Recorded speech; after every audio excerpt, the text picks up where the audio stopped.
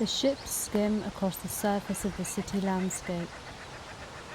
Klaxons blare, alarms sound. She gathers up her decoy double in her arms. She looks up at her. She gets up and looks around at the devastation. There are tears in her eyes. She turns, they walk away. Traffic clogs the smoggy sky. There is a stir of surprise. The door to the apartment slides open. They look at each other for a long moment. He's done it again. He bites his lip in frustration and shame. There is a long silence as they walk away. Only footsteps are heard. His power is off. He's in a meditative state. It is quiet. We hear distant footsteps in the corridor outside the apartment. His eyes dart around the room. She pulls her nightdress around her shoulders. He becomes a little shy. She shakes her head. There is a brief silence. They look into each other's eyes for the first time. The two laugh. From high above, light streams down from the lofty ceilings. He is very restless. He is sweating.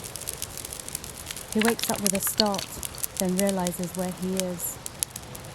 She hands him a bowl of mush and bread. There is an awkward moment. They exit onto the main plaza.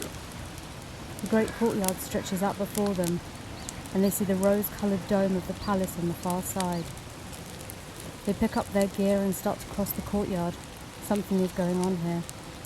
They all exit down the main staircase.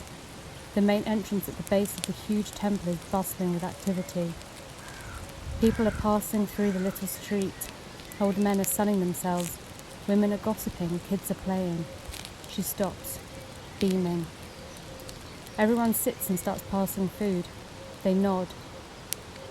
She is holding one in her arms. They are all smiling hugely. She is wearing official robes and standing between two robed legislators. Her expression is severe. She continues packing. There is a brief pause. Then a child puts its hand up.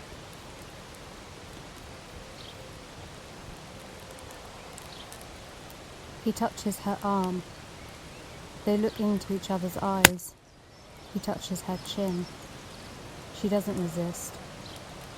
She comes to her senses and pulls away. He looks at her. Silence. The setting sun touches the mountain peaks. The lake glows in the rose-tinted light.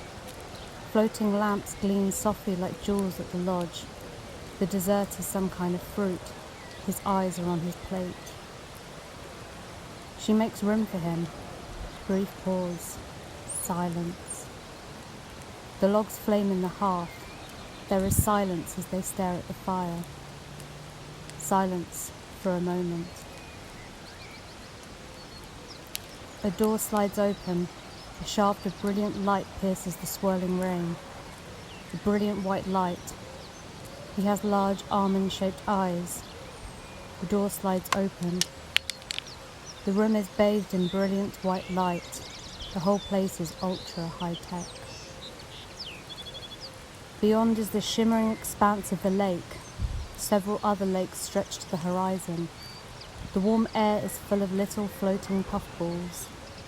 They sit on the grass, in a playful, coy mood, talking. A mischievous little grin creeps across his face. He looks back at her, straight-faced, and can't hold a smile. They both laugh. She turns him over. He is pulling a stupid face at her. She yelps in mock fury and takes a swing at him. He catches her arm. She struggles. They roll over in the grass. Suddenly, they become aware of the contact between them. They let go of each other quickly and sit up, looking away. He pulls her up, and now they're easy together, not self-conscious anymore. She puts her arms around his waist and leans against his back. Below is a huge parade ground.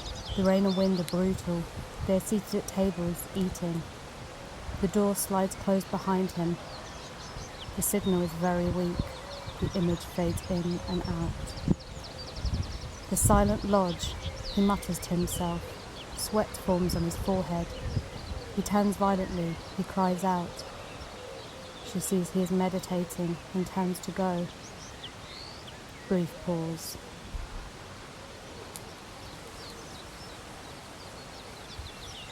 Rain lashes the city. Below, mighty waves pound the stilts, breaking almost to the height of the platforms. He is identical to the boys in the classroom. He wears a jumpsuit. He is unshaven and mean-looking, his face pitted with scars of old wounds. There are a couple of weird tattoos on his muscular forearms. He moves in front of him, blocking the view. The door slides closed. He is deep in thought. The waves crash against the water city as the storm continues. Light suddenly it streams from the base of a landing platform as a door slides open. The door closes behind him. He pulls his robe around him and stands braced against the gale. Below, a huge wave crashes against the stilts. It slides open. Ahead, the corridor is deserted. He moves down it. The bedroom door is wide open. Clear signs of a hurried departure.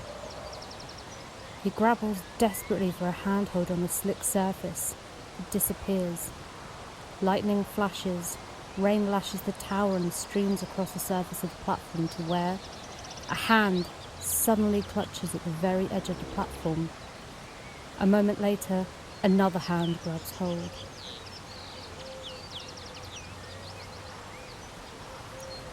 They look down from the edge of the bluff to where the homestead is seen on the desert floor below. One of his legs is heavily bandaged, the other is missing. He balances awkwardly and puts out a hand. Silence. There seems no way he can avoid it. He rides up and stops the bike in front of a campfire. He stops and looks down at some tracks. Somewhere, close by, a night animal howls. She stops, listening to the animal howling nearby. She shivers slightly, then turns and goes into the garage at the side of the courtyard. Short silence. The wind whips at him. He looks around. The night is quiet except for the occasional weird cry. His foot slips on the edge, sending a stream of pebbles skittering into the darkness. Silence. He gets off the bike and creeps to the edge. They are sitting a short distance from the door. He pulls himself to his feet. There are candles everywhere. A shaft of moonlight from a hole in the roof pierces the gloom of the hut.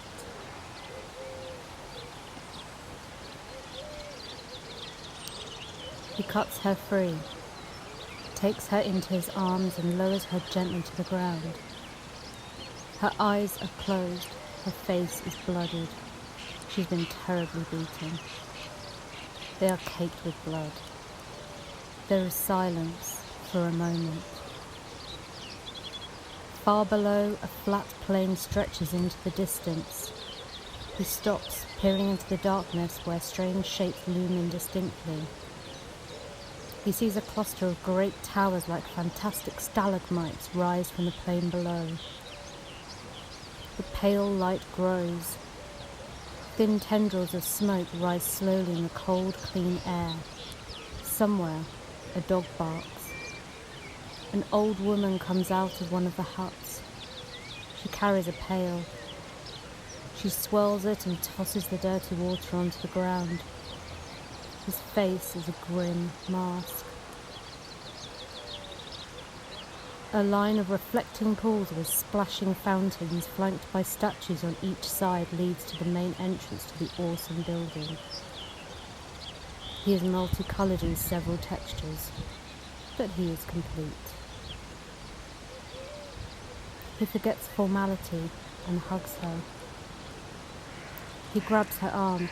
They stop, looking around in wonder at the emptiness. They start forward. As they pass, the surface of the pillars seems to pulse slowly and move. He bows courteously. They are escorted out of the chamber to the sounds of chuckling. By straining harder as just possible for their lips to meet, they kiss. They kiss again. It goes dark. Suddenly there is a harsh beeping sound. Silence. He slumps to the foot of the wall, semi-conscious. He stumbles back against the wall, trips and falls. It is no contest. Suddenly the great doors slide open. Silence. He salutes formally.